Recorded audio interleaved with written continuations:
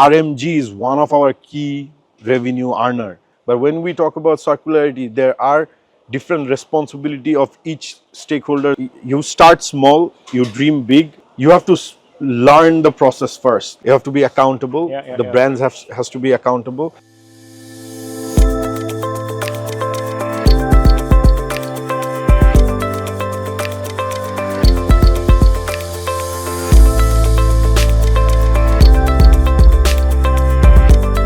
Today we're speaking with Fahim Uddin.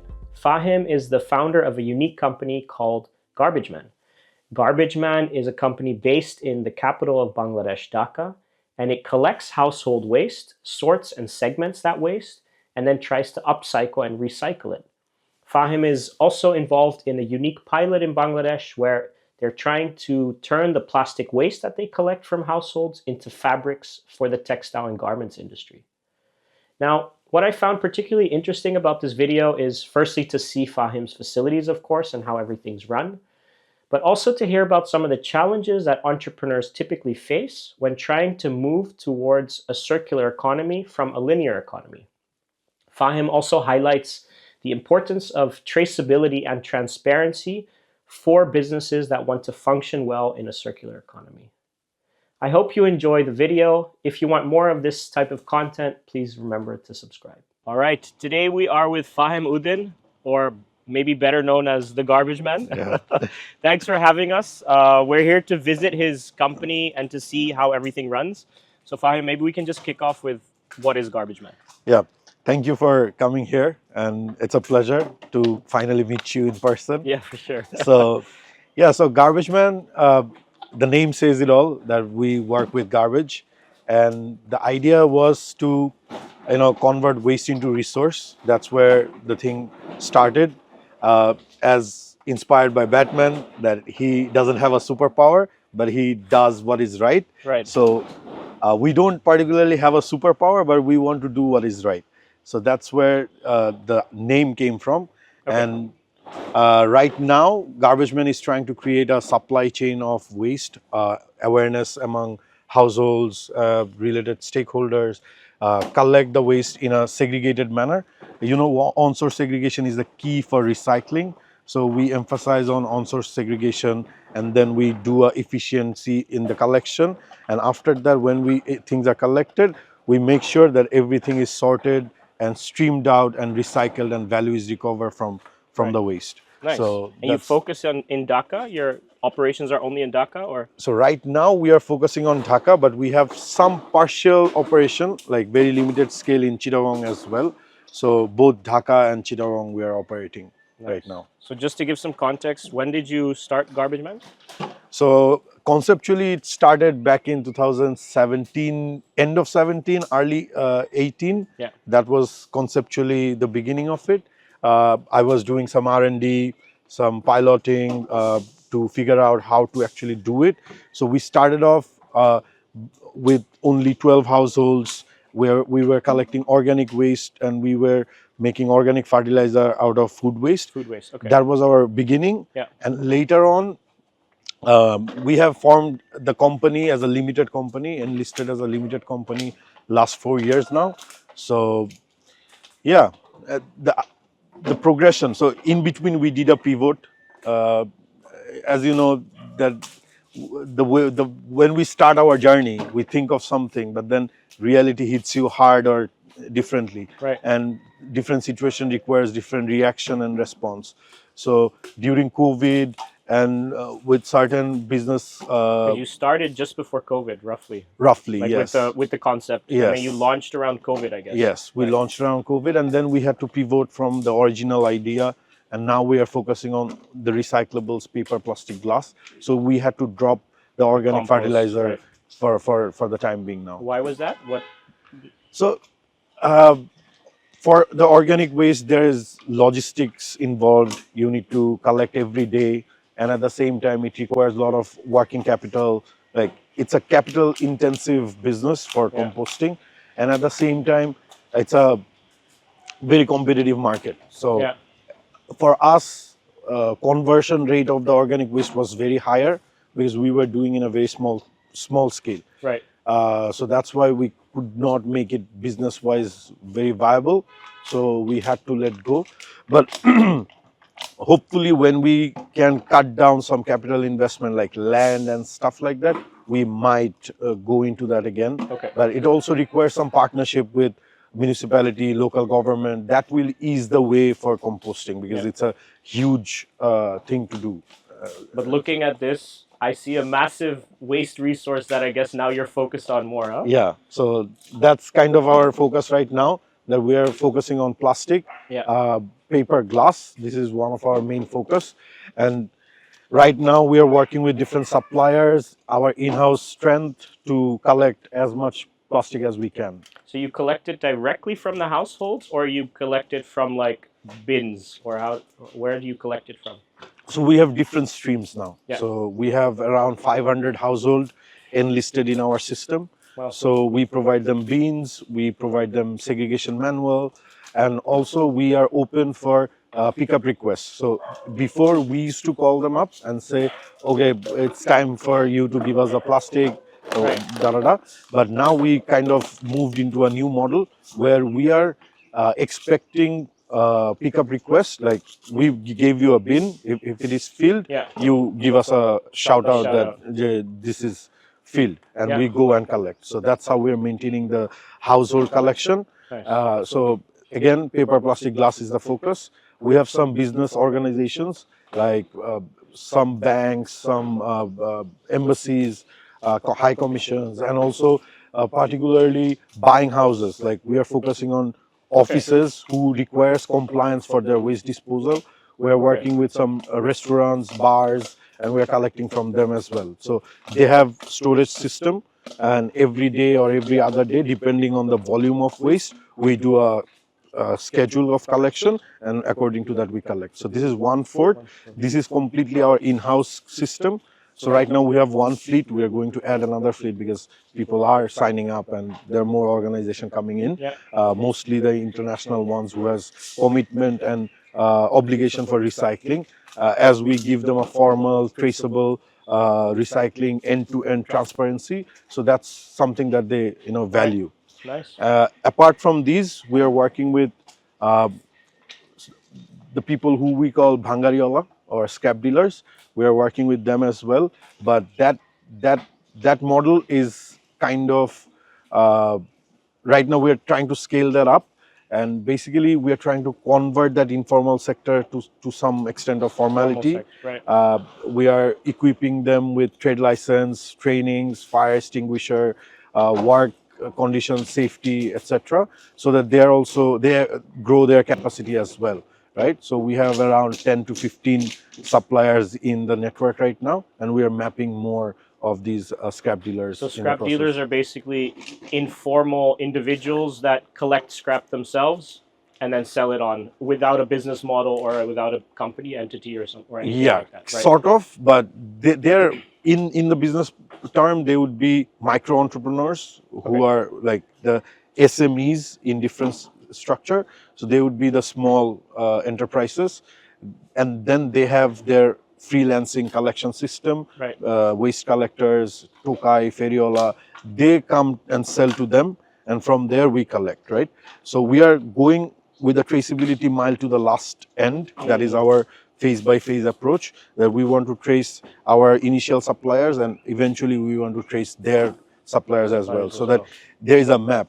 Now, when we say informal sector, we don't have data, right? And we don't know how big or small, what are the challenges. We're mapping the informal players so that we can identify what we can do better, what they lack, what they require.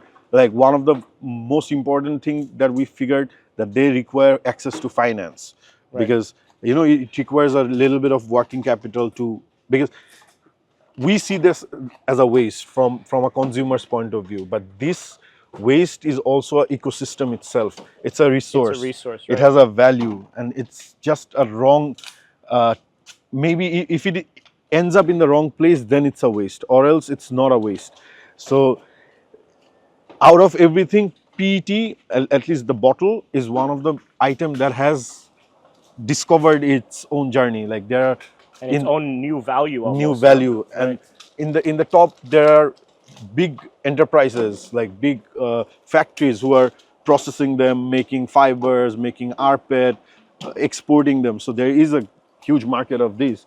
So we don't really have to Yeah. work that much for these to aware people. But there are other low value, mid value items that we're still trying to teach or Right. educate people about their value. So yeah, there is a value chain, how we can map them, how we can build their capacity. Yeah. That is kind of Nice. our way of doing it. Speaking of kind of changing perceptions, and Yeah. let's go have a look at your bins. Yeah. Yeah. Yeah. So the idea of the bins, it came very interestingly. So initially we were giving solid bins, right? Okay. And then we thought, let's do something fun. Let's do something engaging. Like So solid means just a kind of boring, a boring like clean bin. bins. But Right. the idea was that we want to make it like a furniture so that people are attached to it or they Okay. know that Cool. kind of a thing. And from there, we for the engagement These are the part, bins, huh? yeah. So Nice. these are hand painted by different school students, Oh, cool. children's. So we call it bintastic. So the idea was that getting the students or the children involved in painting them. In the process, we kind of educated them about the impact of waste management, recycling, and what they can do Yeah. for these kind of steps, and educate them for the climate change and prepare them with the ideas of these, right? Nice. So that was kind of an engagement tool for us. So we are so if you're a household, you sign up in our system, we give you this bin and you put up your recyclables there, and every 15 days, 10 days when it's filled, you call us, we go and pick up. So we have, like, in the coming days, we have list of events coming in. Yeah. Some of them are bintastic, where we are going to paint bins with the students, with the children. So yeah, it was a fun activity to do. Nice. And yeah, these are the bins we are What's providing. how are your customers, right? How are they reacting to this? Do you see, like, when you speak with them, do you see some sort of change in either mindset or behavior after having engaged in this system with you for some time? Do you see some changes? Absolutely, absolutely. So the household collection actually started during COVID, Yeah. and we launched exactly during COVID, because during COVID we saw that the plastic consumption was raising. Gloves, hand sanitizer, etc., and a lot of Right. other food delivery items, like a lot of Right. delivery packaging were coming in. So that's when we thought, let's scale up our household collection as well. Now it has been around 2 years now of these household collection. So the best part is we have recurring households. It's not like we give them bins and they fall out. There is a portion of fallout for sure, but then the retention is almost 80%. Yeah. And these people who are retaining with us for this household, they got into a practice, right?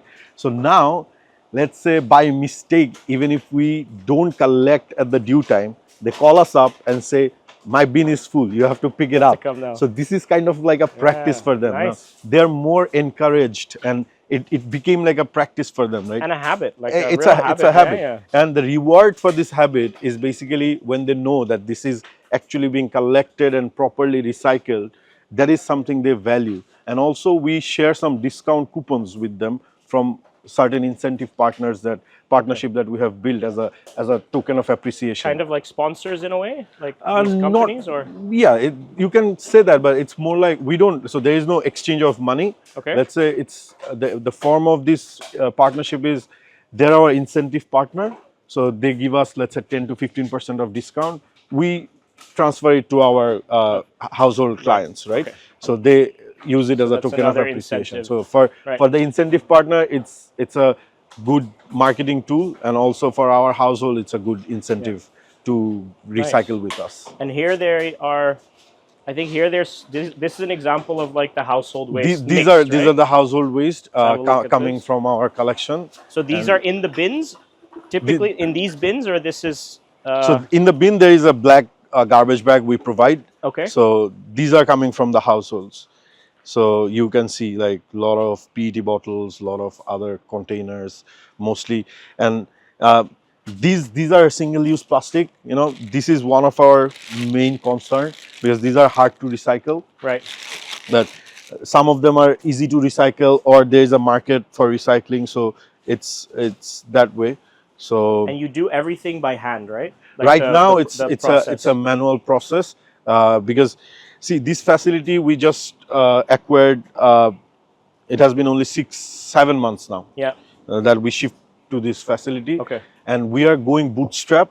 Right now we don't have the capacity to invest in machineries. We first want to make the business case first, that Yeah. okay, that whatever we're doing is Works. works. We know, so that we know our costing, we know the market, where to sell what and how to sell. So after that is done, then we will invest in some machineries. We might do some automation. We are thinking of implementing inventory tracking system as well. So right now, if we talk about infrastructure or resources, we have some digital footprint. Like we are making a dashboard, we are making collection apps, web app, so that the collection system is on a screen. We can Right. see the health of it, the status of it. Cool. That's one part. But then that's not the thing. That's not the only thing that runs the show, right? So for that, we need to invest in these things. These things, So yeah, improve it. yeah, these capital investments, I think we are preparing ourselves for these For that. capital investments. Right now, we're just trying to figure out the scopes. Also, when we spoke earlier, you mentioned this kind of the need for traceability, tracking. I Right. hear it as it's Right. part of this Right. circularity. Maybe Yeah. it's part of this supply chain. Why is this so important? Is the industry demanding this? Is this the only way to make it more environmentally friendly? What's the traceability angle there? So, when we talk about circularity or circular economy, I think the accountability comes first. Like uh, the difference between virgin material is, you get it and you make it. It's a linear stream. But when we talk about circularity, there are different responsibility of each stakeholders in each step, right? So that's why, like, when it comes for the accountability, you need some traceability. Like if you are saying that this item is recycled, you have to say how it is recycled, where it Right. came from, the source of collection, so that you can validate the process. Now coming back to the question, who's demanding this? Consumers are getting aware. The last mile consumers are getting aware that if I'm wearing this shirt, how it is made. Right. The brands are getting aware that okay, we need to put up some part of materials as recycled materials, and then different policies, different Right. stakeholders Like are coming in. reporting policies. Yes. That you need to be able to show where the materials Where they're came coming from, from, or yeah. where your supplier is getting their information. Absolutely. So that's part of that traceability. as well. Traceability Okay. part. And also, let's, if I be specific, EU has now a set of requirements for importing items in Europe, right? So that the garments industry being one of the largest revenue earner for us, and the biggest market for us is Europe. So that kind of brings those ideas or policies relevant for us, or Right.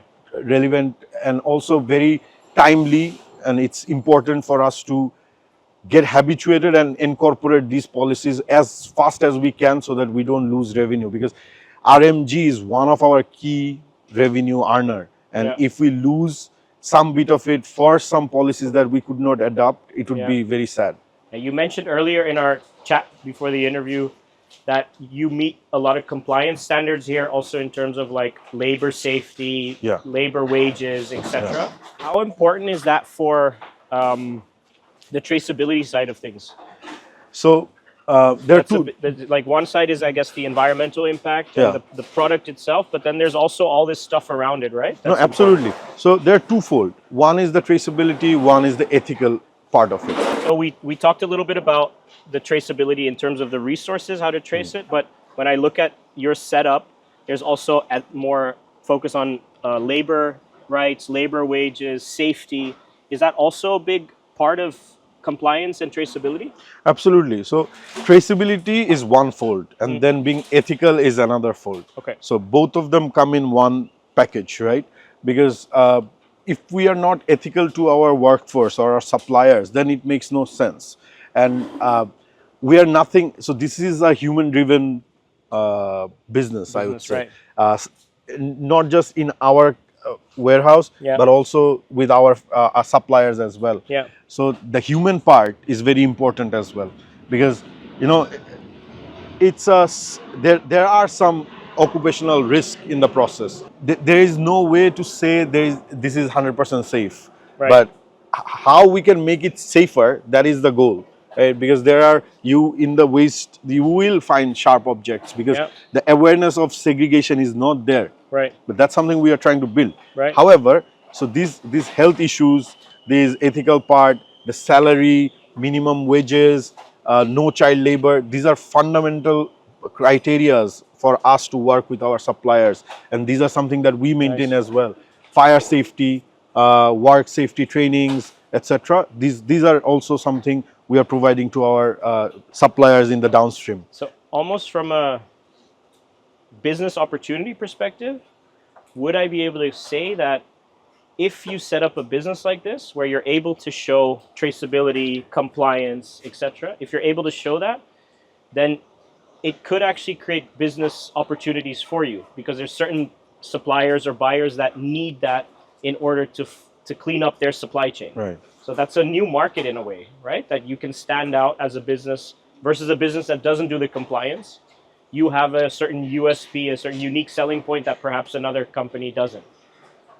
So, absolutely right. So, first, we have to understand the recycling market, right? If there is a need for these, that is established, that people require recycling, and we are pushing for circularity. That means there has to be a collection system, there has to be a recovery system, there has to be a process. Yeah. So, it already has a value. How we can optimize that, that's a business operations question.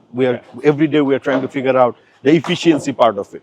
But the market is there for the material itself. There is a market, not just for PET, for HDP, PP, and all the other material. There is a market, and it's growing since the circularity and everything is coming in the play. And also we are hitting, it's a crisis. The resources are limited, so we need to learn to play with whatever we have. That's where we are heading as a the world is heading. That's where the environment and everything. We cannot deplete resources as much as we want, right? So we need to limit that. That means we need to go back to the circularity. So there is a market for that. Now, when it comes to the compliance, of course, this regulatory body, when they are putting these regulations or policies in place, the brands, the consumers, and the manufacturers, they are also adapting these policies. That brings us relevant. That makes us relevant. That we are maintaining this compliance and everything. And this is something that they want. And in a way, you're learning. You're learning the challenges in that now through this business model. So you're kind of a step ahead in the game, almost. Yeah, we're learning every day. I don't know. So one thing I learned in the journey is persistence. Right. You win someday, you lose someday, but you have to be very persistent if you really want to build something. I mean, you had to pivot as well. That from compost to more focus on plastic and glass. Yeah. That must have also been quite a journey, right? It has been a journey. Altogether, it has been 7 years now. Crazy. So, yeah, I would say it was a good journey, but maybe right now the scale we are operating, that's something I thought of 7 years back. But along the journey, vision and also the understanding of the business went in a different direction, right? So we are still yet a long way from where we want to go. Yeah. But we are learning. We're taking data. We're learning from our mistakes. We're learning from our colleagues, our suppliers, our buyers. So because see, this problem is not very small problem. It's a huge problem, and this one warehouse that we see is not going to solve everything. Right. So the vision is to have at least 10 of them in different places of Dhaka or Bangladesh eventually, and scale this up, because we cannot stop consumption of plastic. That's something right now it's not possible. We don't see the trend, but from the theoretical point of view or from the activist point of view, we should minimize the consumption because that's inevitable. If we don't, if we keep on this pace, then if I go out of business because I am not finding raw material, I would be the happy one. I would be the happy one. But speaking about like, you know, this business is evolving. It might take you in different directions as it evolves. One of the directions that you mentioned you're focusing on now is also the textile industry. Right. So what is how are you connecting this business to the textile industry? What's the game plan there, or what's the opportunity there that you're seeing? So textile being one of the front runner for Bangladesh, Right. In terms of foreign revenue and also like the 80% of export, I think, roughly is textile. coming from RMG. Yeah. And when the buyers are saying that, okay, we need this much of recycled materials in our products, then our manufacturers has to comply. And from PET, you can make PSF, the polyester fiber, which Okay. is an alternative of cotton. Polyester is made from this. Made from PET. Okay. So it's a step-by-step process. So we collect these and we make these flakes. These flakes. So basically shredded and cleaned. Okay. So there are other steps after this as well. The cleaning process. Cleaning and all process that, there. right? So right now we do cold wash. There is another step that is hot wash, and from that it goes to the extruder and it becomes a fiber. There's sophistication in terms of machine and process. So right now we don't do it, but we have a buyer who does it.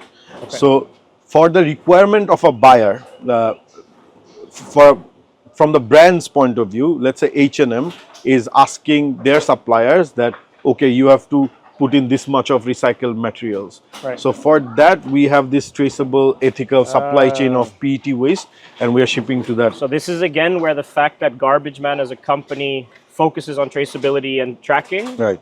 that then suddenly you're eligible in a way, Right. for that buyer Market, to be like, okay, cool, we can work with Garbageman because they're able to show us exactly what they're doing. Exactly. They're transparent. Yeah. So there's like a trust factor there that you're actually selling, right, as part of the business model. Yeah.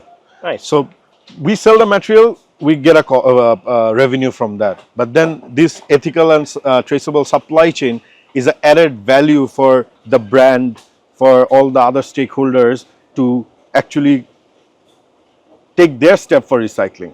Right. So yeah. Nice. And it all comes to the accountability part that I started from, right? So you have to be accountable. The brands has to be accountable, and that's why we are doing all these compliance and other things so that we are, transparent on the books and everything.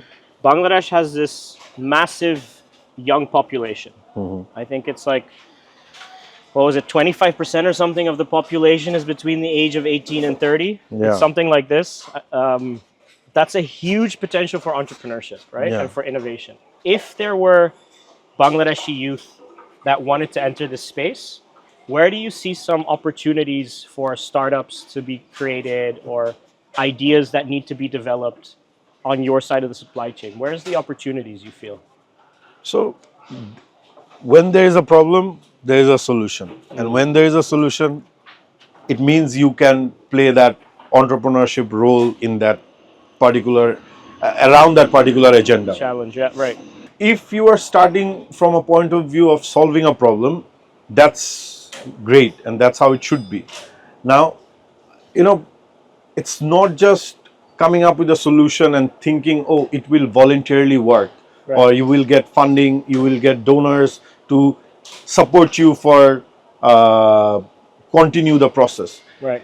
It's not that easy. Entrepreneurship is not that easy. I wouldn't say I'm a successful entrepreneur yet, or I don't know what is ahead for me, but I'm trying to make it business-wise viable so that we're not fund dependent. We are making revenues, and from that we can survive. That's the ultimate goal for us, and we are kind of there already. We are almost there already, where we are operationally break even. We are making a little bit of money. Amazing, great. That's that. But for the young people, I would say that you have to learn the process first, like what is happening around that. You Yeah. study uh, the the ecosystem and exactly what you're passionate about. Start from there Right. and work around that. And you have to learn the trade, learn the suppliers, learn the buyers, the process, and then you jump on it. This would be my first one one. So suggestion. basically, also for example, to spend time with you Yeah. here to Yeah. see like what's going on here. Yeah. Where is your challenges here that they could then take care of for you, for example, and turn into a whole new business. Absolutely. Right. Or else, so I am also solving someone's problem. Right. That's why there is a transaction. If someone is solving my problem, then of course there will be a transaction, and that's how it works. So, focusing on solution-driven mindset would be one, and mindset brings me to the another idea, another conversation is, our youth. We have like the, how do you say it? The age dividend, that we have this chunk of youth in our population now. Right. But the mindset has to change. We need to really be problem solution driven. That's that. And also, going out, seeking out for jobs Right. is safe, of course. Right, Not right. everyone has a safety net. Not everyone can become an entrepreneur. We need to address that as well. That okay, you one fine day you wake up and you want to be an entrepreneur. That's not how it works, and that should not be the way. It's a conscious decision that okay, I'm going to make my life miserable by deciding to be an entrepreneur. Right. So that's that. I don't want to scare people off, but you start. But you start small. You dream big, but you start small so that if there is a mistake, even if there is a failure, you can learn quick and adapt and do that. So from the lean startup point of view, build, measure, learn, and repeat. That's keep doing that. Keep doing that. That would be my suggestion. Nice. That's what I am doing. So yeah. I see, like, just to wrap things up, I see circularity in a way. It's kind of bringing stakeholders together, right, around a certain vision. Absolutely. So different supply chain actors that would typically be more in a transactional relationship, Right. or even in a competitive relationship, are now maybe a little bit more open to the idea of collaboration. Absolutely. And focusing a bit more on the we Yeah. rather than the I. Yeah, absolutely. Right, so I know that Garbageman has been partially funded as well, and you're finding this nice middle ground between being funded and being profitable. Right. But that funding also has that's like a collaboration in a way, right? It's not competitive. It's a common goal, which is very beautiful. So I also feel like somehow we need to encourage the young entrepreneurs that come out to look for ways that are not so focused on like a competitive model, but more on how do you collaborate, create this trust. What's your opinion on this? I absolutely agree. So, competition will be there because it has to be financially, it has to make sense. But collaboration is the key. Partnership, collaboration is the right approach to go forward. Right now, I don't have solution for everything. No. I might have cracked one practice. I might have cracked two practices. But then there is still room for people to come in and take some load off me and make the system efficient. Right. Right. So collaboration, like we are collaborating with different brands, different partners, etc. And we are learning from them. We are sharing resources. We are trying to move forward to that common vision that we have. So absolutely correct. Collaboration is the key, and it has to be the practice, and then we grow together. And you are absolutely right. One person cannot solve everything, and I believe the same. It has to be a collaborative approach.